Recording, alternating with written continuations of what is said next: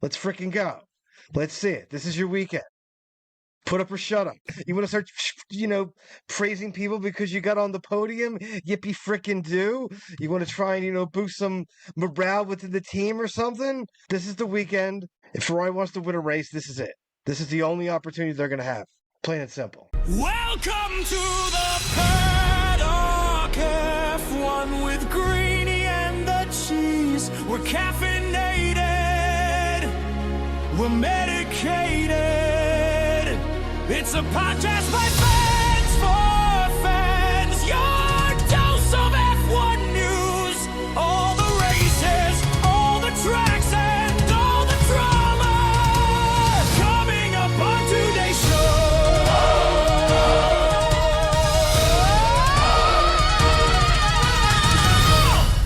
Yes. I know that sound means having in the Paddock F1.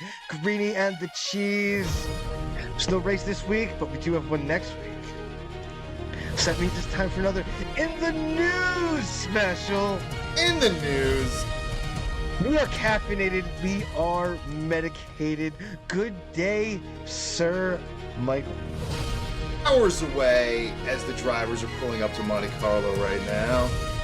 Monaco is abuzz. The streets are closing down. The glitz, the glam, the yachts are starting to show up as we are days away, sir, from Monaco 2026. We thought there would be no more Monaco, but it keeps coming back, and a lot of interesting stuff to talk about Monaco. A lot of interesting stuff. We got Lewis Hamilton news. Gucci is official. Alpine is definitely the best dressed on the grid, or they will be at least next season. And all kinds of rumors and more BS and fake news or real news or who the heck knows what's going on. Mid-season changes and drivers might be losing their jobs. Hey, when you got 22 drivers on the grid, it's just that much more drama. But Cheese, we got to kick it off with Monaco, of course, because it is Monaco week. And we have some interesting, with all this engine stuff and everything going on this season with the battery and everything else, Monaco is a unique place for everything going on. So what does the FIA have to say about everything? Cheese, fill us in, man. This is like the most maddening thing ever. One, we're not going to have the straight mode, so the wings will not be opening at all. That's one. Apparently, for this, what they say, it's for safety. I don't know. What do they think? Like a car's flying off the track through the barrier into the water, like the old days. Like, come on, this is starting to get ridiculous. Then we're reducing the battery power and the miles per hour where it's going to start to kick in. It's going to be reduced. It's complete madness. It's complete utter madness. What's going on here? You got to be like a rocket scientist to read through the changes they're making to the battery. It's complete madness. This the whole engine thing is still an absolute shit show. That we got to do this maddening changes for Monaco. I mean, it's completely ridiculous. Absolutely ridiculous. That we're having to like pull this like I can't. I feel like a Neanderthal reading about the Rev 1 mapping mandate here. I really do feel like I should be in the woods trying to make fire with two sticks, reading some of this stuff. It's all good. Blame me for my lack of the aerodynamic knowledge here and behind the scenes. But for obviously some and many, it's very, very fascinating stuff here. But because the tight street circuits offer zero opportunity for standard hybrid battery harvesting, the FIA is enforcing a mandatory engine map called Rev 1. This alternate map modifies the MGUK power curve clipping behavior. It manually clamps 350 kW electric motor deployment to artificially cap dangerous top speeds through the tunnel and up the hill there. So that is the dealio. And if you got all of that, congratulations. It's a lot. You might be going to MIT. It's a lot. It is a lot. It's a lot. What are you going to do? What are you going to do? You have, and that's the great thing about Formula One. That's the thing I love about Formula One is you have these ancient tracks like Monaco, which has just been around since the beginning of racing time. Obviously, has been on the calendar since season 1 in 1950. Mm-hmm. And it really has been the proving ground, or was the proving ground for many, many years. The cars got bigger, the cars got faster, the cars changed over time, and every generation that changes and shows up to Monaco, you get a different Monaco. That's why we had so many different winners at Monaco. And we might see more, maybe we'll see more passing. Will we see more passing at Monaco? That's the question. Hope so. With this new FIA rules and regulations, or is this just all about Saturday's qualifying? I mean, it's still Monaco, so definitely Saturday's qualifying is still going to... I would still go for, if I was one of the teams or one of the drivers, I'd still go for it all for Saturday qualifying and try and get myself as close to the front as I can. Because if there isn't passing, then at least, you can try and do something strategy-wise. But, I mean, I hope there's more passing. We'll see with this, especially with this new battery management craziness they got going on. So, we'll see. Everything is to be determined. Because you can't even go back on anything from the past. Because everything's new. So God knows what the hell's going to happen. That's the only person that knows.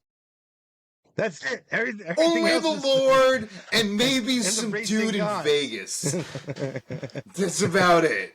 That's the about racing it. gods Well, are the only ones that know. well, So the lines are that's everywhere. And if you've looked at the lines, I don't know if you have looked at the lines, but who is the betting favorite for Monaco right now? Do you know? By far. No, I have not looked at the lines. It is Charles Leclerc. Betting favorite? No, to be honest, if Ferrari wants to win a race, being down power as they are and supposedly having the best handling car on the freaking grid, then this is it. This is your chance. Because engine power really doesn't matter at Monaco. I mean, Danny Ricciardo won with the bad engine here before. Mm-hmm. And because, you could keep somebody behind you a lot easier at Monaco. So this is it. This is, if Ferrari wants to win a race right now, this is it. This is their only opportunity right now to compete with anybody with the Mercedes engine. This is it. This is it. So they got to go all in on this. Yeah. Well, so I could see why that's the case. Speaking of Ferrari, your boy, Lewis Hamilton, he's in the news after a podium finish, a rare podium finish in Ferrari red for Lewis. Hopefully it won't be so rare going forward. I'm sure you're praying for that every night. But, yeah, he is absolutely openly praised Fred Vasseur, who we were trashing the last couple episodes and last couple weeks here. I'm sure under his breath, he was trashing him too. We thought Fred Vasseur was going to be on his way out. There were some rumors of that. And Lewis Hamilton comes up and says he is literally moving mountains for him. You also have rumblings, as I know you love to hear about, from CEO Stefano Domenicali, talking about the return of the V8, went on record with French publication L'Equipe. I do not know of this publication, but stating he's 1,000% aligned with the FIA president, Mohammed Ben Sulayman's vision to bring back the howling, lightweight V engines fueled by 100% sustainable fuels by 2030, maybe 2031 regulation cycle. A lot to unpack there. First of all, Cheese, your boy Lewis throwing praise out there. Does that show he's maybe a little less depressed than he was in the past with this car here? Showed up to Montreal in a really good mood and do, I guess, mindset, not doing any simulator work, and just went a little old school and had a really good weekend. I mean, he loves Montreal. Let's be honest. He won his first race at Montreal. It was, the first Formula One win was in Montreal. He loved the track. He loves going back there. He's always does usually very well in Montreal, no matter where he's been on the grid. So, or what team he's been on. So, I'm not really shocked. We'll see if it continues. That's what I'll say. I mean, Ferrari's still down, power as we know. So we'll see what happens this weekend. This is it. This is the opportunity. You want to win a race in red? Let's see it. Let's see you go back-to-back podiums. Let's see Ferrari go for 1-2. Let's freaking go. Let's see it. This is your weekend. Put up or shut up. I don't care if you want to start praising people. You want to start, praising people because you got on the podium. Yippee frickin' do. You want to try and, boost some morale within the team or something. Sure, go for it. But let's put the frick up or shut up. Let's freaking go. This is the weekend.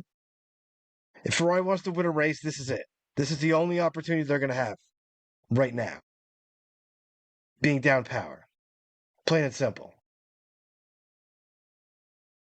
Speaking of the waiting game, can you wait till 2030 or 31 for the V8s to come back?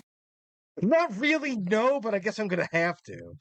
I mean, that's just, I don't really have a choice, I guess, at that point. I mean, I'd rather him go for in the next 2 years, to be honest. Let's freaking go. Let's get it. What the hell did he say? Did Domenicali say? With 1,000% aligned. With sustainable fuels, lighter cars, and V8 engines will rediscover the pure essence of motorsport. Where the frick was that before this new regulation? Where was that thought then? When they came up with this stupid battery madness. That was, if you know that, and you're ahead and you're one of the uppers in Formula One, why wasn't that said? What the hell was that? Bring back the essence of motorsport, he said. So what do we got now? If this isn't the essence of motorsport. Not the essence of motorsport.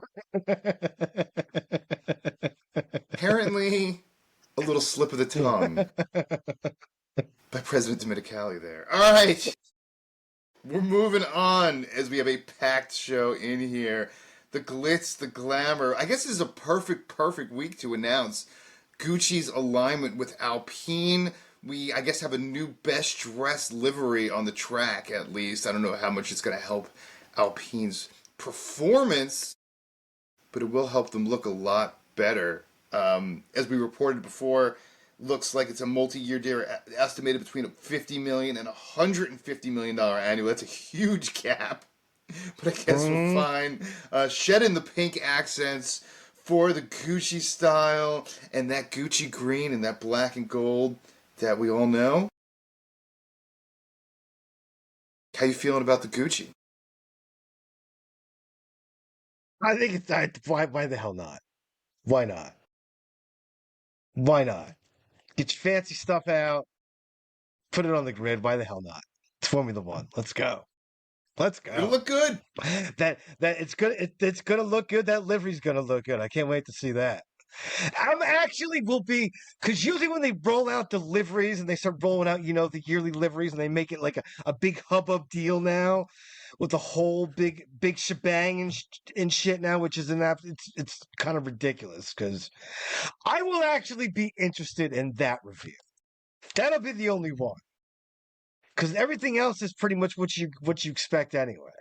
Nothing's like, fancy or anything. So that's going to make headlines. It's going to be the reason they're going Gucci is for a February, late January, early February big reveal for Alpine.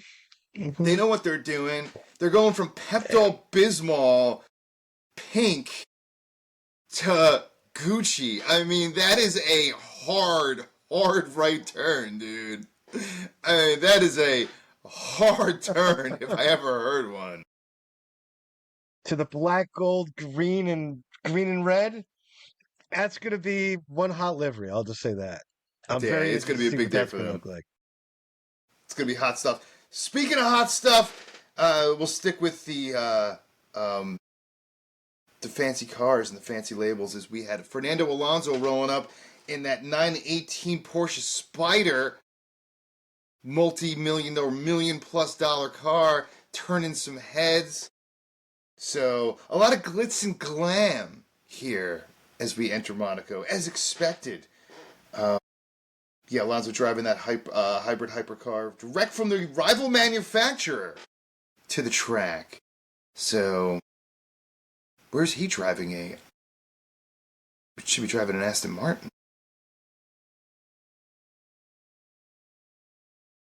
I don't know what to tell you. Man's got his own cash. He can do what the hell he wants. Maybe It's it a was his hot ride. friends. I don't know. That's a hot ride. But speaking of which, I guess we'll end it here and with a little Valtteri Bottas news or not news. I don't know. You're reporting that this is fact. I'm hearing this is fiction. What do we got on Valtteri Bottas and Cadillac, sir? Rumor is that Cadillac are not pleased with his performances, and he could be losing his seat. To apparently they want to put Colton Herta in that seat to have an American on the American team, but Colton Herta also doesn't have the super license points. So I don't know where they're how they're thinking that's going to happen. It's fake news. It's fake. There's no way you're picking. You're throwing out there a driver that can't drive for F1, saying he's going to replace Valtteri Bottas. This is what happens when you have too many weeks off, right? We talked about it last week. We had 2 races over the last 7 weeks. Now we're going into 6 races over 8 weeks. So I guess getting all the rumors and crap out there as we head into this massively packed in schedule. But we had a lot of time off, man. It just is like silly season all the time. There's just more silly season crap. I know they've been talking about, Alpine's talking about what's waiting to see if Toto Wolff's actually going to woo Max Verstappen over to Mercedes, something we talked about last couple weeks. A lot of people have talked about, of course. So who the hell knows what's going to happen? But it looks like this is just obviously Colton Herta can't replace him. He doesn't have the super license to be able to drive an F1. So I don't even know how this is a rumor. This is clearly fake news. And, but again, just, I guess we're bored. Well, they could still be, not happy with his performances, but absolutely, you never know anymore. You never know anymore with F1. This isn't like the old days when, you were there and you were on the team. You were there for basically the whole year. It's not to the new F1 when people are getting sacked, 4 races into the season. At this point. So look at Liam Lawson last season. 3 races. Who the hell knows? Who the hell knows anymore? Who the hell knows anymore? If they don't want somebody in a seat, they can put somebody else in.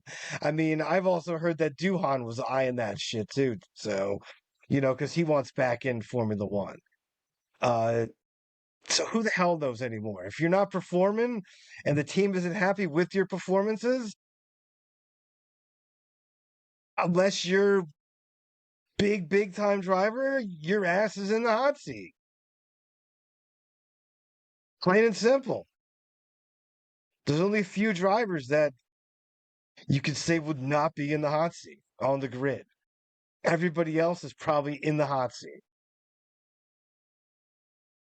It's the Piranha Club. You put up or shut up. If the team ain't happy, it could be the case. I mean, Perez has been putting in better performances than Bottas has been, so I could see it. The team not being happy, not happy with his performances and want him to pick it up. Abso-freaking-lutely. I mean, watch out, because Cadillac's going to make a jump here soon with some of the, upgrades they got coming on with a new team. But the car's going in the right direction, and watch for them to make a bigger jump sooner than a lot of people are thinking. That's a sleeper. They're going to upgrade that car, and they're, they're down on power because of the Ferrari. But if the Ferrari gets their, new power plant, which you're saying around mid-season or something like that, and they upgrade the car, they could be, up in that, mid-grid there, probably maybe battling there at the end of the season. Not for, those spots points-wise, but in the mix. Well, a little shout out as we close out the show here to all the listeners from all around the world checking in this week. We got Lakeland, Florida, Miami, Florida, Seattle, Washington, here all in the U.S. We're going to go overseas. We got Dubai checking in a lot this week. We got Seoul, South Korea, again, keeps checking in.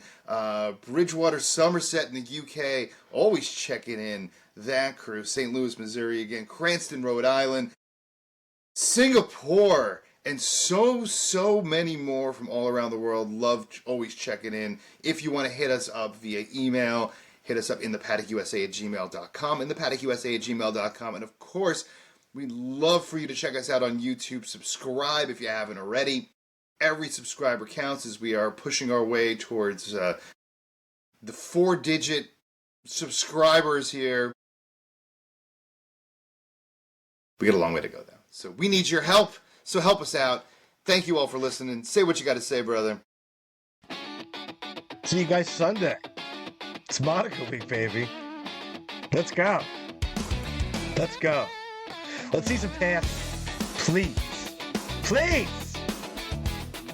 And as always, of course. As always, stay medicated, my friends. Peace. In the paddock with Greeny and the cheese. Coming live from the US of A. Podcast groove. The boys bring you the F1 news. Everything you need, so you know just what to do. And it's all alright, 'cause they do it right. In the paddock with Greeny and the cheese. In the paddock with Greeny and the cheese. In the paddock with Greeny and the cheese. Ferrari's gonna drive you crazy.